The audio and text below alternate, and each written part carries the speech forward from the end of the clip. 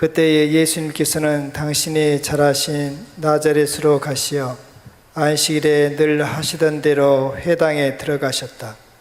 그리고 성경을 봉독하려고 일어서시자 이사야 예언자의 두루마리가 그분께 건네졌다. 그분께서는 두루마리를 펴시고 이러한 말씀이 기록된 부분을 찾으셨다. 주님께서 나에게 기름을 부어주시니 주님의 영이 내 위에 내리셨다. 주님께서 나를 보내시어 가난한 이들에게 기쁜 소식을 전하고 잡혀간 이들에게 해방을 선포하며 눈먼 이들을 다시 보게 하고 억압받는 이들을 해방시켜 내보내며 주님의 은혜로운 해를 선포하게 하셨다. 예수님께서 두루마리를 말아 시중드는 이에게 돌려주시고 자리에 앉으시니 회당에 있던 모든 사람의 눈이 예수님을 주시하였다. 예수님께서 그들에게 말씀하기 시작하셨다. 오늘 이 성경 말씀이 너희가 듣는 가운데서 이루어졌다. 그러자 모두 그분을 좋게 말하며 그분의 입에서 나오는 은총의 말씀에 놀라워하였다. 그러면서 저 사람은 요셉의 아들이 아닌가 하고 말하였다. 예수께서는 그들에게 이르셨다. 너희는 틀림없이 의사야, 내 병이나 고쳐라 하는 속담을 들며 내가 카파르나움에서 하였다고 우리가 들은 그 일들을 여기 내 고향에서도 해보아라 할 것이다. 그리고 계속 이르셨다. 내가 진실로 너희에게 말한다. 어떠한 예언자도 자기 고향에서는 환영을 받지 못한다. 내가 참으로 너희에게 말한다. 3년 6개월 동안 하늘이 닫혀 온 땅에 큰 기근이 들었던 엘리야 때에 이스라엘에 과부가 많이 있었다. 그러나 엘리야는 그들 가운데 아무에게도 파견되지 않고 시돈 지방 사렙다의 과부에게만 파견되었다. 또 엘리사 예언자 시대에 이스라엘에는 나병 환자가 많이 있었다. 그러나 그들 가운데 아무도 깨끗해지지 않고 시리아 사람 나아만만 깨끗해졌다. 회당에 있던 모든 사람들은 이 말씀을 듣고 화가 잔뜩 났다. 그래서 그들은 들고 일어나 예수님을 고을 밖으로 내몰았다. 그 고을은 산 위에 지어져 있었는데 그들은 예수님을 그 벼랑까지 끌고 가 거기에서 떨어뜨리려고 하였다. 그러나 예수님께서는 그들 한가운데를 가로질러 떠나가셨다. 주님의 말씀입니다. 모두 앉으시어 신부님의 강론을 경청하시겠습니다. 예, 우리 회장님께서 안수를 이렇게 말씀을 이렇게 하셔서 하긴 해야 되겠다 하는 이제 생각이 드는데 그러려면은 이제 강의를 나 빨리 가야 돼. 근데 약속한 시간 지켜야 돼요. 그렇죠? 저도 좋아요. 짧게 하는 게 좋아.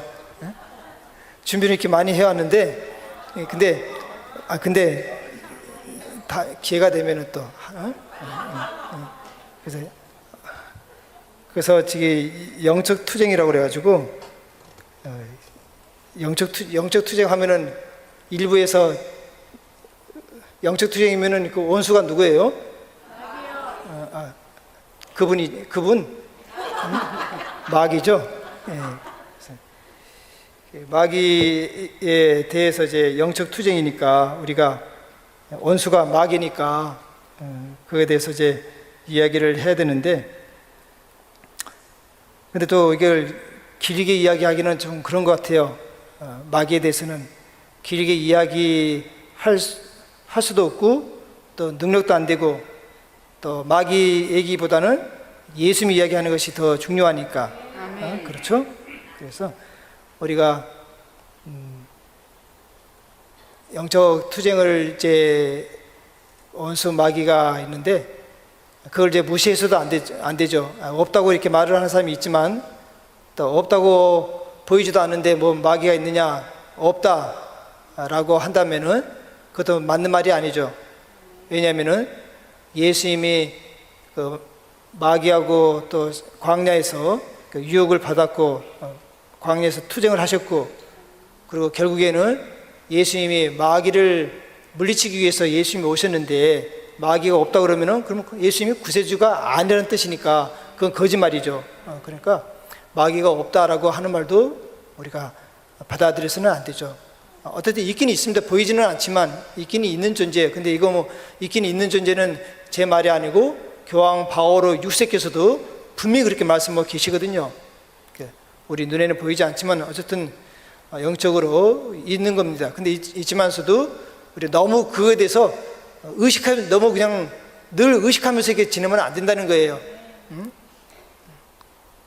우리가 빛 가운데를 가면은 어둠은 자동적으로 이렇게 얇아지게 되고 멀어지게 되는 거거든요. 그러니까 우리가 예수님께로 가면은 어둠은 이제 멀어지니까 우리의 관심 초점이 예수님에 대해서 관심 초점을 둬야 되지, 어둠에 대해서 마귀에 대해서 너무 의식하는 것은 또 그렇게 또 영적으로 또 중요한 것은 아닌 것 같아요.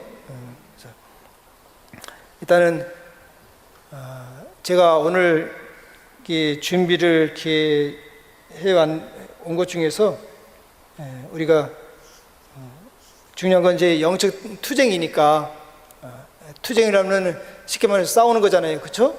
싸우는 거니까 싸우려면 또 잘 싸워야 되잖아요. 싸우려면은 근데 맨손으로 이렇게 또 싸울 수 있어요? 우리가 이게 맨손으로 이렇게 할 수가 없거든, 그렇잖아요. 맨손 할 수 없으니까 무기를 들고 있어야 된다고, 그렇잖아요. 그래서 영적 무기, 마귀를 물리치려면은 우리도 무기를 가지고 물리쳐야 되는데 그 무기가 뭐냐, 그거에 대해서 조금 이야기를 하겠습니다. 많이 이야기하지 않고 조금만. 영적 무기가 뭐냐. 그래서 저는 이 영적 투쟁에 대해서 무기 하면은 항상 생각나는 그 사람이, 여러분 많이 들으셨죠? 다윗과 골리앗, 그렇죠? 많이 들으셨죠? 그 다윗이 돌멩이 5개를 준비했는데 그 돌멩이 5개 골리앗한테 다 썼어요? 2개 썼어요? 3개 던졌어요? 1개. 예? 1개. 여기 1개네. 또 1개 던졌어요? 5개 준비했는데 다른 분들은요? 그래도 확실히 여기 있는 분들은 거짓말을 못해. 여기 있는 분들은 다 성경을 열심히 하도 읽어가지고, 다윗이 돌멩이 5개를 준비했는데 딱 1개 던져가지고 골리앗을 이렇게 쓰러뜨렸잖아요, 그렇죠? 네, 아멘. 그래서 그 돌멩이 5개가 뭐냐, 그게 바로 마귀를 물리치는 수단이다 이거죠. 마귀를 물리치는 영적 수단이다. 그럼 그 5개 돌멩이가 뭐냐, 그거에 대해서 간단하게 말씀을 드리겠습니다. 첫 번째가 뭐냐? 첫 번째가 뭡니까? 미사 성제죠. 성체 성사. 다시 말하면 좀 이 5개 중에서 마귀는 어떤 존재냐? 마귀의 속성이 어떤 겁니까? 한마디로 말하면 마귀는 교만이죠. 마귀는, 그렇죠? 마귀는 교만입니다. 이게. 그러니까 이 마귀가 바로 교만이니까 이 교만을 물리치려면은 어떻게 하면 교만을 물리칠 수 있을까요? 뭘로 물리칠 수 있을까요?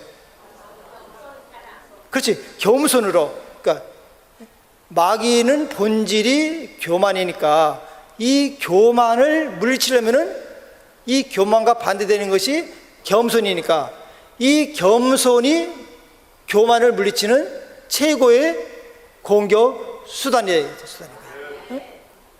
그러니까 이 마귀를 물리치려면 겸손의 무기를 우리가 가지고 있어야 되는 거예요, 이게. 근데 그럼 이 겸손의 무기가 뭐냐? 이게 중요한 거다 말이에요. 그렇죠? 겸손의 무기가 뭐냐? 제가 요건 이제 조금 이따 하고 성모님 이야기를 하는데, 성모님이 천사가 이제 성모님에게 다가왔어요. 천사가 성모님한테 말씀하신 거예요. 그러니까 성모님이 지금 천사와 이야기 나눈 거는 지금 하느님과 이야기를 나눈 거하고 같은 거예요. 쉽게 말하면 지금 하느님과 신비 대화를 지금 나누고 있는 거예요. 지금 신비로운 영적 대화를 나누고 있는 거예요. 하느님과. 그러니까 하느님과 신비로운 영적 대화를 나눈다는 거는, 이거는 보통 사람은 그렇게 할 수가 없어요. 특별한 사람만이 하느님과 이 영적으로 이게 주고받는 대화를 이렇게 하는 거, 할 수 있는 것이지, 내적인 대화를, 성인들이 주로 그런 분들 많이 있잖아요. 성인들이 내적으로 신비적인 대화를 이렇게 나눌 수 있지, 아무나 이게 할 수 있는 게 아니거든요. 그러니까 이거 신비적인 하느님과 내적인 대화를 한다는 거는, 이거는 엄청난 은총이 아닐 수가 없어요. 엄청난 은총이다. 근데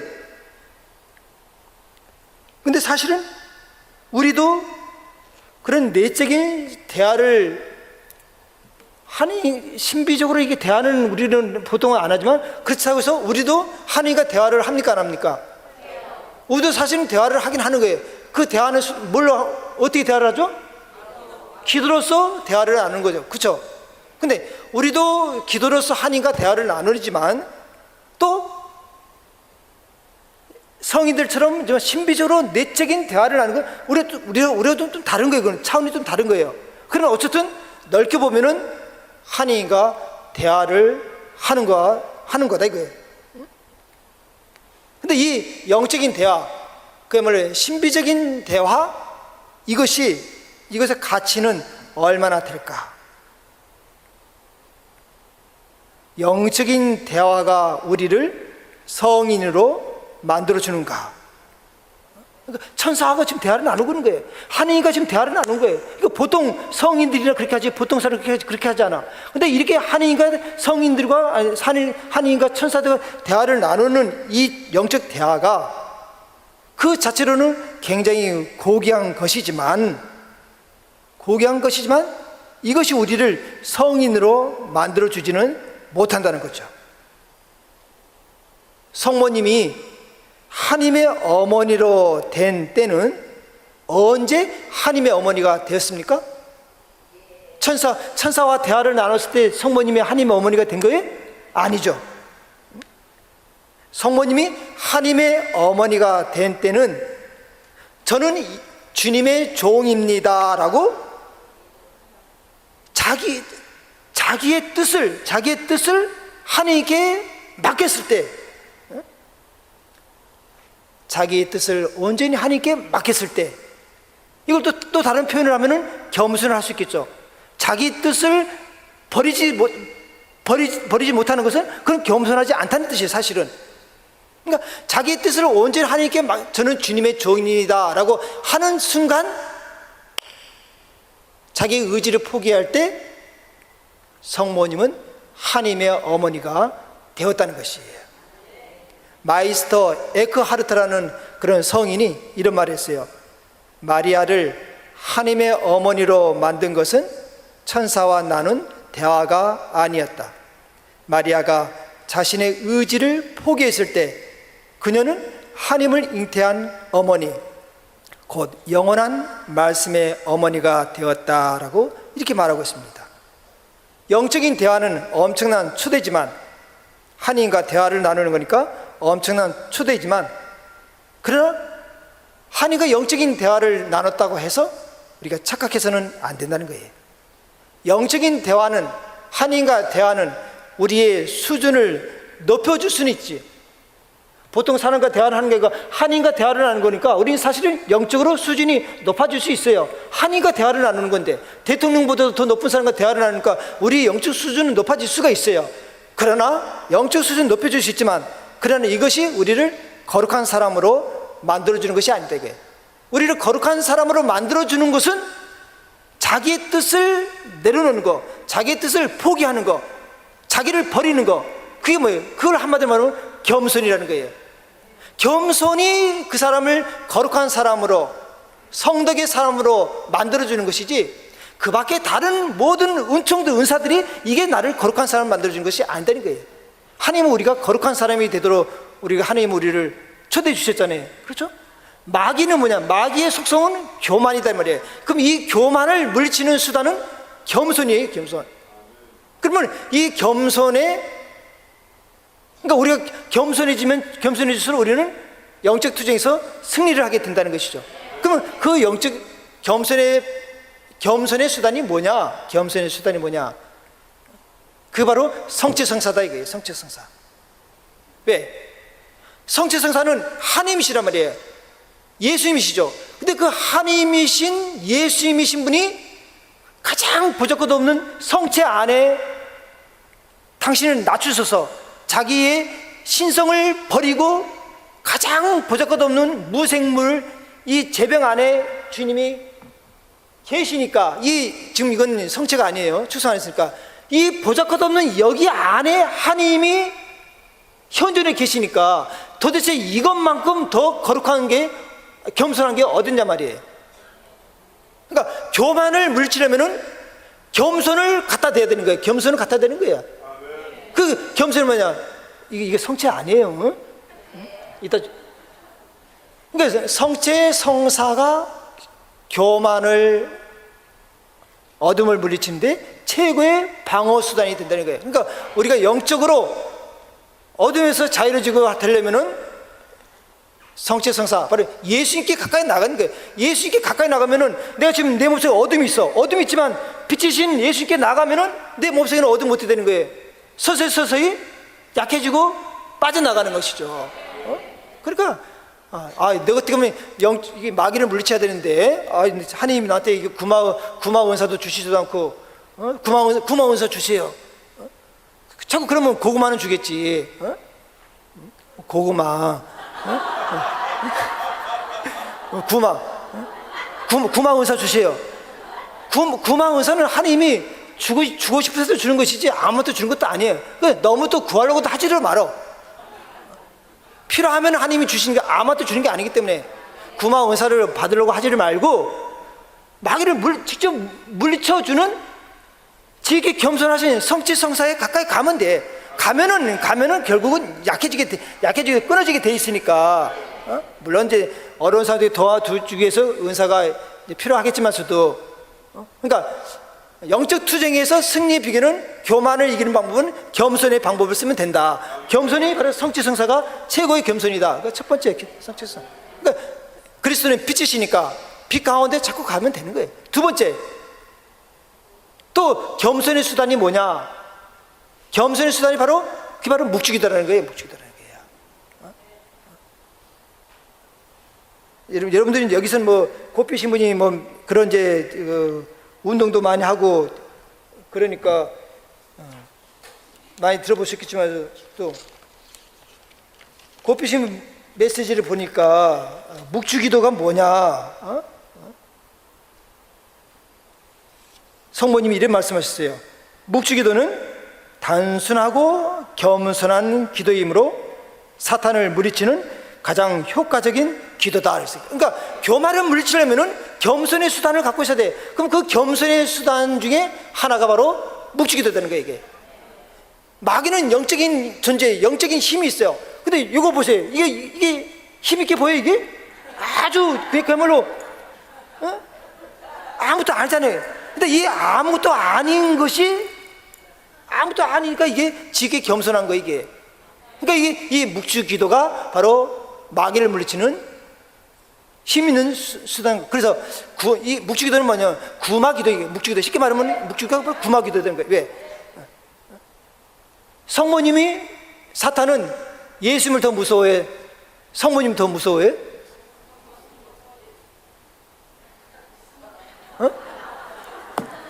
마귀는 예수님을 더 무서워합니까? 성모님을 더 무서워합니까?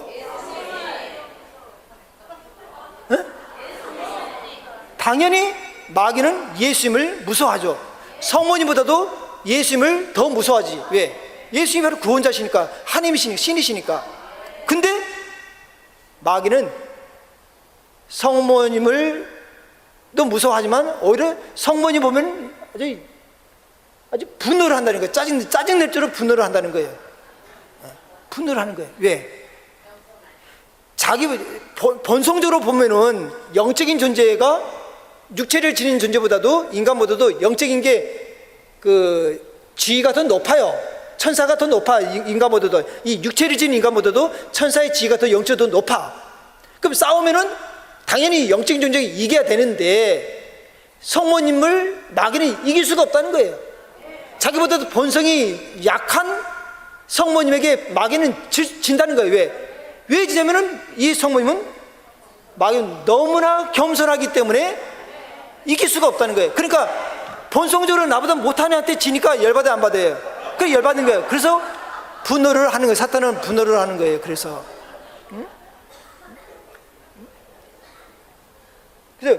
이 묵주기도가 바로 사탄을 물리치는 영적인 구마 기도다 이거예요.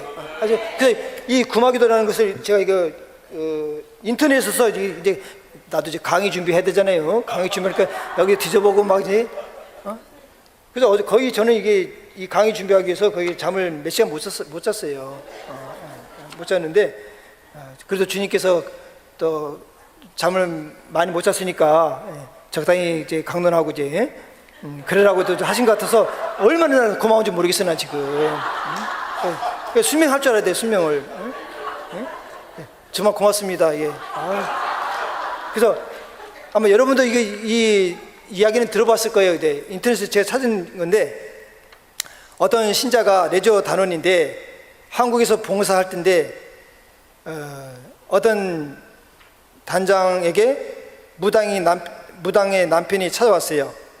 자기 딸이 천주교 신자인 의사에게 시집을 가게 되었으니 자기 아내의 무당신을 쫓아내달라는 부탁이 했어요.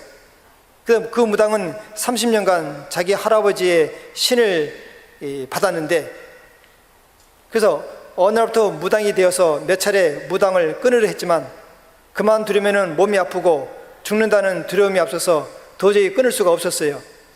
그래서 단장하고 그리고 다른 레조 단원 3명이 무당집을 찾아가서 9일 기도를 시작했는데 5일까지는 반항이 너무 컸어요.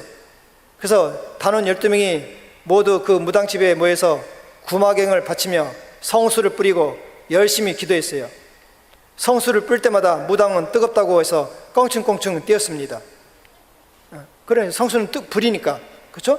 우리 단원이 모두 무당을 둘러싸고 무당의 머리와 어깨에 손을 얹고 성령 기도를 했는데 갑자기 무당이 일어서 원방을 헤매면서 소리를 지르고 나서 쓰러져 잘들 가시오 했습니다. 그 전날만 해도 너희들 집에 가다가 모두 거꾸로 죽어라 말했는데 말이죠. 9일째 되는 날 무당이 많이 울고 기도도 열심히 따라서 했습니다. 10일째는 자기가 쓰던 모든 도구를 내놓아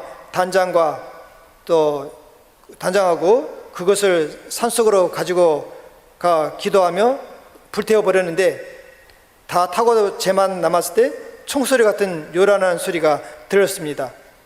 그때 정신이 잃고 쓰러져 얼마 만에 정신이 들었는데 불이 활활 타고 있을 때 단장과 나의 가슴은 찢어지듯 아파왔습니다. 아마도 마귀의 반항인 것 같습니다. 그 무당은 열심히 교리 공부를 통해서 영세를 받았는데 소문을 듣고서 무당 4명이 또 다시 찾아와가지고 자기들도 무당을 그만두게 해달라고 부탁을 했다는 거예요. 그들은 대부분 20-30년 무당 생활을 하며 몇 번 끊어버리려고 시도했지만 도저히 자기들 힘으로는 할 수가 없었다는 거죠. 그래서 단원들이 세 사람씩 짝지어서 팀을 해가지고 무당집을 찾아가서 9일 기도를 시작했는데 한 사람은 4일 만에, 2사람은 14일 기도, 또 한 사람은 18일 기도 끝에 마귀의 사슬에서 완전히 벗어날 수 있었다는 거예요.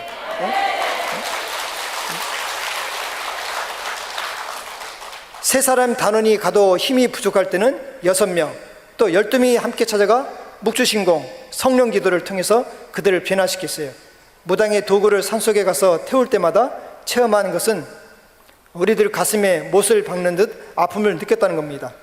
4명의 무당을 모두 영세시킨 다음 프레스덴 단원들은 성령으로 충만해서 두려움이 없으며 용감하게 선교 사업에 전진했습니다.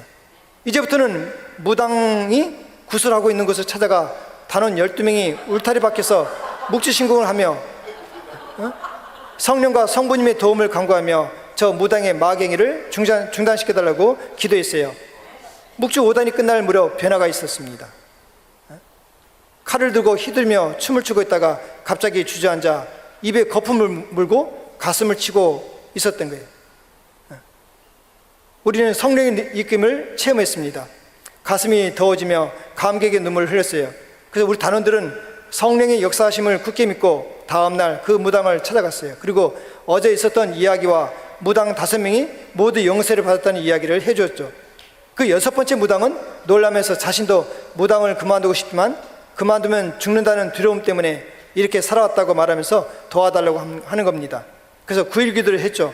날이 갈수록 변화되는 모습을 보고서 단원들은 변화돼서 성령으로 충만해졌습니다. 이렇게 해서 무당 2사람을 더 영세에 입교시켜서 모두 8명의 무당을 마귀를 끊고 주님의 품 안으로 인도를 했다는 것입니다.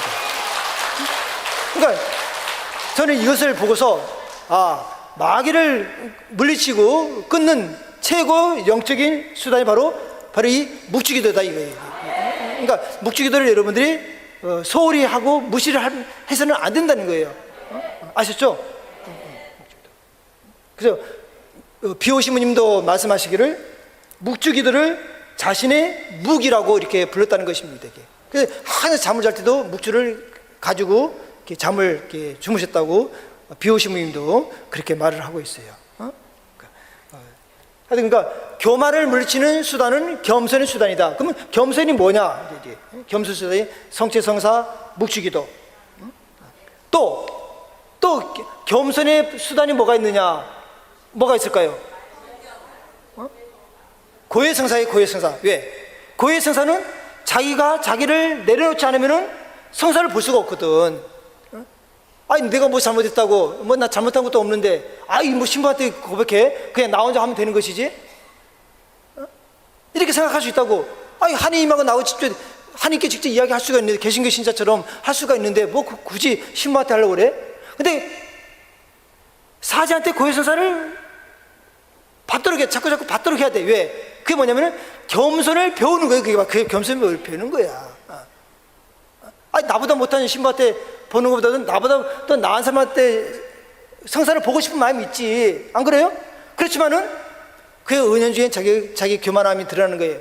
나보다 못한다고 나보다 한참 후배인 신부한테도 성사를 볼 줄 알아야 돼. 신부도. 왜? 그것 통해서 자기가 겸손을 배우는 것입니다. 이게. 그래서 고해성사가 죄를 사함받는 성사이기도 하지만 또 하나는 겸손을 배우는 수단 중에 하나예요. 그러니까 이 고해성사도 바로 사람을 겸손하게 만드는 것이기 때문에 교만을 물리치는 수단 중에 하나가 바로 고해성사다. 이렇게 말을 할 수가 있다는 거예요. 마귀가 하나님께 마귀가 불만을 갖겠어 안 갖겠어요? 하나님께 당연히 불만을 갖죠. 마귀가 주님께 불만을 터뜨리기를 어째서 사람들이 주님께 돌아오면 그때마다 주님께서는 그들을 받아주시고 용서해 주는데 한 번밖에 죄를 짓지 않은 나는, 이 악마는 영원히 단죄 받느냐면서 따진 거예요. 그러니까 신자들은 용서할 때, 죄를 범할 때마다 고해성사 보면 죄를 용서해 주는데 마귀가 몇 번 잘못했어요? 하나님께 한 번 잘못했거든. 마귀가 나 당신을 따르지 않겠어. 루치페리 난 당신을 따르지 않겠다. 난 당신을 섬기지 않겠다 하고 단 한 번 반항했거든. 단 한 번 반항함으로 인해서 영원히 루치페르는 죄를 용서받을 수 있는 마귀가 돼가지고 죄를 용서받지 못하고 지옥에 떨어지는 거예요. 그러니까 불만이지. 사람들은 다 용서해 주면서 왜 나는 단 한 번 죄를 잘못했는데 왜 나는 영원히 단죄를 받느냐. 그래서 주님이 말씀하시기를 그것은 사람들이 자신들의 잘못을 받아들이고 통해로써 자신들이 용서받기를 청하는 겸손한 마음을 갖고 있기 때문에, 그래서 하나님은 죄를 용서해 준다는 것입니다. 근데 교만은, 이 사탄은 교만한 존재이기 때문에 겸손히 질 수가 없어요. 겸손할 수가 없어요. 그러니까 겸손하지 않은데 어떻게 하나님이 죄를 용서해 줄 수 있겠어요? 용서해 주지 못하는 거예요. 그래서 우리가 이제 이 교만을 물리치기 위해서는 방법 중에 하나가 겸손의 수단인 고해성사. 죄는 우리 영혼 안에 마귀가 머문다는 표시예요. 죄를 지으면은 우리 영혼 속에 마귀가 들어오는 거예요. 그러니까 이 마귀가 들어와 있으니까 이 마귀를, 우리 영혼 속에 마귀 들어온 것을 물리쳐주려면은 겸손의 수단을 써야지. 고해성사를 통해서. 그래서 고해성사를 통해서 죄가 사해지고 마귀를 물리치게 되는 것이죠. 그래서 성녀 소아대사가 이런 말을 했어요. 참 멋있는 말을 했어요. 소아대사가 어떤 말을 했냐면은, 성녀 소아대사는 말하기를, 그분께서는 우리가 넘어지기 전보다 더욱더 우리를 사랑하십니다, 이렇게 말했어요. 그러니까 하나님께서는 우리를 넘어지기 전보다, 넘어지고 난 다음에 하나님은 우리를 더 사랑한다는 거예요. 이해가 됩니까? 그분께서는, 하나님께 우리의 죄를 고백하면 그분께서는 우리가 넘어지기 전보다 더욱더 우리를 사랑하십니다, 이렇게 말했어요. 그 근거가 뭐냐? 탕자의 비유에 보면은, 탕자의 비유에 보면은 작은 아들이 죄를 범하고 아버지께 돌아왔어요. 아버지께 돌아오니까 그 돌아온 아들을 보고서 아버지가 어떻게 했습니까? 어서 제일 좋은 옷을 꺼내어 입히고 가락지를 끼고 신을 신겨 주어라. 탕자가 죄를 짓기 전에 이런 호강을 받았어요, 안 받았어요? 가락지를 끼우고 좋은 신을 신겨주고 제일 좋은 옷을 꺼내 입히고 또 살찐 송아지를 잡아서 먹이고, 탕자가 아버지 집에 있을 때, 죄를 짓지 않았을 때 이런 대우를 받았어요, 못 받았어요? 못 받았어. 못 받았는데 죄를 범하고 넘어지고 나서 아버지께 죄를 용서를 청하러 오니까 아버지가 이렇게 그전에 호강받지 못한 대우를 이렇게 크게 해준 거예요. 하나님께서는 소아대사 말씀처럼 우리가 넘어지기 전보다 더욱더 우리를 사랑하신다는 거예요. 그러니까 죄를 지으면 물론 당연히 안 좋지. 근데 죄를 지어도 안 좋지만 고해하러 주님께 죄를 용서받으러 오는 것이, 그게 주님을 더 크게 기뻐한다는 것이에요, 이게. 그러니까 우리는 우리를 무한히 용서해 주시는 하나님의 자비, 이 자비를 우리가 할 일은 하나님의 자비를 굳게 신뢰하는 것입니다. 하나님께서는 우리가 넘어지기 전보다 넘어진 후에 더 사랑합니다를 우리는 기억하면 좋겠어요. 그리고 또 네 번째가 뭐냐면은 성경 말씀입니다. 성경 말씀은 겸손이다라고 좀 표현하기 좀 약간 그렇지만, 어떤 마귀를 물리치는 또 수단 중에 하나가 바로 성경 말씀을 할 수 있겠죠. 예수님이 그 광야에서 사탄을 물리칠 때 말씀으로 물리쳤잖아요. 그렇죠? 말씀을 물리쳤더니 또 사탄도 예수님 유혹할 때 뭘로 유혹했어요? 말씀을 유혹했거든. 그러니까 말씀으로 유혹하니까 예수님도 말씀으로 물리쳤는데, 그러니까 말씀이 겸손이다라고 말하기가 쉽지가 않다는 거예요. 왜? 말씀을 많이 하는데 교만한 사람들이 얼마나 많이 있어요. 사이비 목사님들 보세요. 사이비 목사님 치고 말씀을 알아요, 몰라요? 그분들만큼 말씀을 잘하는 분이 없어요. 그럼 말씀이 바로 그러셨던데, 말씀을 그렇게 잘 아신 분들이 왜 이렇게 사기치고 이단 만들고 그러느냐? 뭐가 없어서 그러냐? 거기에 말씀하시면 겸손이 없기 때문에 그렇게 이상한 데로 빠져버리는 거예요. 겸손해서. 그러니까 겸손이 없으면은 이상한 데로 빠질 수밖에 없어. 그러니까 말씀을 아시더라도 교회 안에서 말씀을 여러분들이 가까이 할 줄 알아야 되지, 교회 떠나서 교회 가르침에 맞지 않는 가르침을 받아들이면은 그게 바로 교회로부터 조금씩 빗나가게 되는 것입니다. 그러니까 네 번째가 말씀이고, 어쨌든 말씀이 겸손의 수단이다라고 말할 수는 없지만 어쨌든 마귀를 물리치는데 또 방법 중 하나가 또 말씀이다. 다섯 번째가 뭐냐? 다섯 번째가 바로 단식이다 이거예요. 단식. 예수님이 말씀하셨죠. 어떤 아버지가 마귀 들리는 아들을 데리고 와가지고 우리 아들 좀 치유해달라고 아버지가 제자들한테 데리고 왔더니 제자들이 아무리 그 마귀를 물리치려고 해도 물리치지 못했잖아요. 그거 아시죠? 그럴 때 예수님이, 제자들이 예수님께 와가지고 왜 우리들은 저 마귀를 물리치지 못했습니까? 라고 하니까 그런 류의 종류를 물리치기 위해서는 기도와 단식 없이는 할 수 없다라고 주님이 그렇게 말씀하셨다고. 그러니까 단식, 마귀를 영적 투쟁에서 단식도 필요하다 이거예요. 단식도 필요하다 이거예요. 근데 물론 이제 건강하지 않으신 분들은 또 단식하기가 어렵죠. 그래서 단식이 이것도 하나의 큰 이제, 아까 우리 어떤 자매님이 저한테 이야기를 했는데 그 자매님 잘 들으시면 좋겠습니다. 희생과 단식으로 다른 사람의 회개를 크게 도울 수 있다는 거 사실을 어떤 소년이 교리 시간에 들었어요. 그래서 아버지는 알코올 중독자고, 그래서 아버지가 알코올 중독이 있기 때문에 이것에서 벗어나게 해드리기 위해서 단식하기로 이제 아들이 이제 결심했어요. 그래서 엄마, 이제는 아빠 때문에 울 필요가 없어요. 이렇게. 그래서 소녀는 이제 점심을 이제 안 먹게 된 것입니다. 그러니까 아들이 점심을 안 먹으니까 엄마가 아들이 단식한다고 야단치고 또 벌을 주기까지 했죠. 그 다음 날에도 단식을 하니까 부모가 화를 내는 것입니다. 아버지는 먹으라고 이제 명령까지 하죠. 아버지가 먹으라고 명령까지 하지만 아들이 안 먹습니다. 아빠가 술 마시고 욕하고 엄마가 아빠 때문에 우는 한 저는 결코 밥을 안 먹을 거예요. 이렇게 아들이 이제 버텼죠.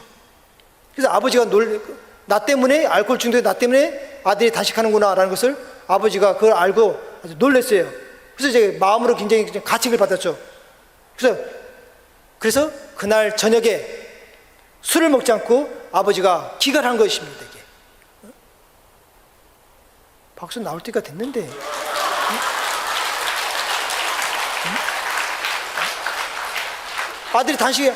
아들이 아버지 알코올 중독에서 벗어나기 위해서 단식을 했으니까 아버지가 그걸 알고서 그날 밤에 술을 먹지 않고 돌아온 거예요. 근데 그 다음날 아버지는 어제 못 먹은 술 합해서 더 왕창 먹고 이제 들어왔어요. 이제 그만큼 알코올 끊는다는 게 쉽지가 않은 거예요. 이게 알코올 중독 끊기 쉽지 않은 거예요. 어제 하루는 끊었지만 그 다음날에는 그냥 어제 못 먹을 것까지 해가지고 그냥 더 왕창 먹었어요. 그래서 그걸 보고서 그 아내 엄마는 아주 몹시 울었죠. 그래서 다시 소년이 단식을 했습니다. 또 단식을 했어요.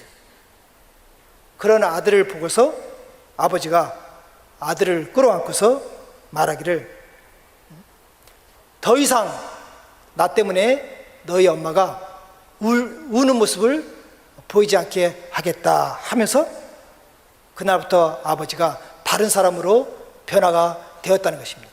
그러니까 우리 법칙을 알아야 돼. 좋은 것을 얻으려면은 포기하는 것이 있어야 되니까 포기하는 것이 있어야 돼. 얻으려면은 하나를 포기하는 것이 있어야 돼. 그거 없으면 안 돼. 먹으면은 어떻게 돼? 먹으면은 포기해야 돼. 먹으면은 포기해야 돼. 먹으면은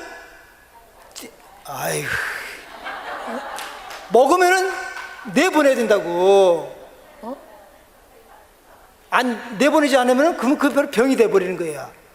은총은 은총 받으려면은 하나는 포기하고 버려야 돼. 희생하는 것이 있어야 돼. 그거 없이는 결코 은총을 얻을 수가 없습니다. 이게. 예수님이 우리를 구원하시는데 당신이 십자가라는 죽음을 죽었기 때문에 구원이라는 은총을 가져다 줬던 것이지, 희생 없이는 은총은 없는 거예요. 그러니까 혹시 여러분들도 이 영적 투쟁하기 위해서 오셨다면 나름대로 어떤 갈급한 것이 힘들고 어려운 것이 있다. 그러면 내가 주님을 위해서 이 은총을 얻기 위해서 어떤 것을 포기할 것인가, 뭘 내려놓을 것인가, 그거를 해야 되는데 또 할 만한 힘이 없어. 그러면 주님, 제가 그것을 할 수 있도록 이끌어 달라고 우리가 주님께 그걸 기도하는 거예요. 기도하는 거예요. 그래서 비안네 신부님이 이런 말씀했어요. 단식, 자신이 좋아하는 한 가지를 끊는 것이 하나님께서 기뻐하시는 단식이다. 먹고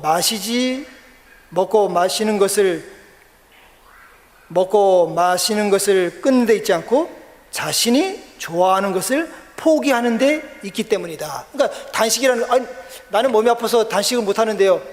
그러면 그 사람은 밥을 먹으라 이거예요. 그 사람은 먹고 싶은 거 먹으라 이거야. 대신 내가 좋아하는 것을 포기하는 거예요. 아니면은 내가 하기 싫은 일을 하는 거예요. 그럼 그것도 하나의 단식을 할 수 있어. 그러면 그걸 통해서 내가 변하든지 상대방이 변하든지 하여튼 은총이 있는 거다. 그러니까 포기하고 희생하고 내려놓는 것이 있어야지 은총이 있는 것이지, 포기하고 희생하고 내려놓지 않고서는 은총을 기대할 수는 없다는 거예요. 그러니까 하나님께 은총을 얻으려면 하나님께 우리가 드려야 되잖아요. 우리가 드려야 돼요. 그러니까 모든 법칙이 상호 이거예요. 그러니까 이 세상은 공짜가 없어요. 공짜가 한 가지 있지. 우리가 구원받은 것은 예수님의 전적인 은혜로 구원받은 것이지만, 그거는 완전히 공짜지만 그 외에는 이 세상엔 공짜가 없어요. 하나를 얻으려면 하나를 내려놔야 돼. 여러분이 서로 좋은 관계 되려면 주거니 받거니 해야 돼. 받기만 하면은 관계는 끊어지는 거예요. 이게 법칙이야. 비가 오려면 물이 하늘 수증기 올라가야지 물이 내리는 것이지, 밑에서 올라가지 않고서는 비가 결코 내릴 수가 없어요. 주거니 받거니, 이게 바로 하나님의 자연 법칙, 영적 법칙입니다. 그래서 이렇게 해서 5가지가 되는 것입니다. 그래서 혹시 여러분들이 한 가지만 하고 마칠게요. 그래야지 시간이 이제, 그래서 혹시 여러분들이 영적 투쟁을 하기 위해서 여러분이 오셨고 힘들고 어려운 것이 있는데, 힘들고 어려운 것이 있지만 하나님께서는 때로는 힘들고 어려운 것을 허락하신다. 어떤 양치기 소년이 있었어요. 양치기 소년이. 이 양치기 소년이 양을 굉장히 사랑해. 근데 사랑을 하는데 이 양치기 소년이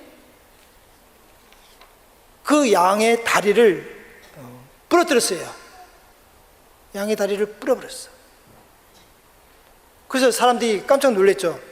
아니, 너처럼 양을 사랑하는 사람을 보지 못했는데 어째서 키우는 양을 내 손으로 부러뜨렸느냐. 왜? 그 양치기 소년이 하는 말이, 얘가 길을 자꾸 잃어버려서 살아온 짐승들이 있는 곳으로 얘가 자꾸 가려고 그래요. 그러니 얘를 살리기 위해서는 어쩔 수 없이 제가 얘를 다리를 부러뜨리지 않을 수가 없었던 거예요. 다리를 부러놓고 얘가 나를 잘 따를 수 있을 때까지 저는 얘를 잘 돌볼 거예요. 이렇게 말을 했다는 거예요. 하나님께서도 사랑하는 사람에게 때로는 시련을 주십니다. 이게 부모가 오냐 하니까 망나니들이 하도 많은 거예요. 예의 범죄를 가르쳐줘야 되는데 아이가 하나밖에 없다고 예의를 안 가르쳐. 지하철에 보면은 어르신 노인들이 있는데도 그냥 젊은 애들이 그냥 딱 그냥 앉아 있고 말이야. 그 누구 책임이냐? 젊은 애 책임이 아니고 그 젊은 애를 교육을 제대로 못 시킨 부모 책임이에요. 그게 부모 책임이에요. 그게. 그래서 하나님께서는 사랑하는 사람에게 시련을 주신다. 때로는 시련을 주시는 거예요. 고통을 안겨주셔. 왜? 잘 되게 하기 위해서, 당신들을 이끌기 위해서, 사람 되게 하기 위해서, 구원을 이끌기 위해서 시련을 하나님이 주시는 거예요. 그러니까 시련이 있다고 해서 하나님이 나를 뭐 사랑하지 않은가 보구나, 사랑하신 하나님이 왜 저래? 아니, 너 잘 되라고, 잘 되라고 시련을 주시는 거예요. 그러니까 그 시련을 하나님께서 이것도 뜻이 있구나, 나 잘 되라고 하나님은 시련을 허락해 주신 거구나, 내 부족함이 뭐가 있나, 내가 더욱더 그럴수록 주님 안에 살아야지 하고 그 고통을 하나님께 봉헌하는 거예요. 하나님께 봉헌하는 거예요. 그러면 그 가치가 있는 거예요. 그래, 하나님이 주셨어? 그래, 이까지 뭐 내가 뭐 이까지 고통 내가 못 견딜 것 같아? 봅시다. 하나님, 저 버틸 힘이 있어요. 봅시다 한번. 하나도 가치가 안 돼. 그건 자기 교만으로 그 고통을 견뎌내는 거예요. 그 가치가 없어. 하나님, 저 힘듭니다. 너무너무 힘듭니다. 고통스럽습니다. 그러나 이 고통의 뜻이 있다 여기니까 이 고통이 힘든 것을 저는 당신께 봉헌하겠습니다. 당신 뜻대로 이거를 힘든 것을 잘 인내할 수 있도록 도와주시고, 이 고통을 봉헌하면은, 아니면 죄인들을 위해서 이 희생을 봉헌합니다. 고통을 봉헌합니다. 하면 이게 큰 가치가 되는데, 아무리 고통이 커도 이까짓 건 나 혼자 뭐 버틸 것 같아? 나 힘 있는 사람이야. 하나님 봅시다. 나 몇 년 기다리면 이길 수 있지 않겠어요? 하나님, 저 할 수 있어요? 생고생하는 거예요. 그거 생고생. 가치 하나도 없어. 그는 아무리 작은 것도 힘든 것도 그걸 봉헌하면은 그게 바로 가치가 있는 거다 이거예요. 성령 소화대사, 하나님께서 받아들이시면 작고 하찮은 것이 없습니다. 하나님이 받아주시면 작고 하찮은 것이 없다는 거예요. 그러니까 고통이 있으면은 그걸 하나님께 원망하지 마시고 그걸 봉헌을 통해서 이것에 인내할 수 있도록 그렇게 하나님께 기도하면은, 그러면은 그게 나한테 가치로 들어오고 또 은총으로 들어오게 된다는 점에서, 혹시 힘들고 어려우신 분들, 하나님은 좋으신 분이에요. 때가 되면은 기도를 필요한 기도도 때가 되면 하나님이 채워주세요. 그러니까 도와주시니까. 그러니까 여러분 머릿속에 하나님은 좋으신 아버지다 이게. 좋으신 아버지다.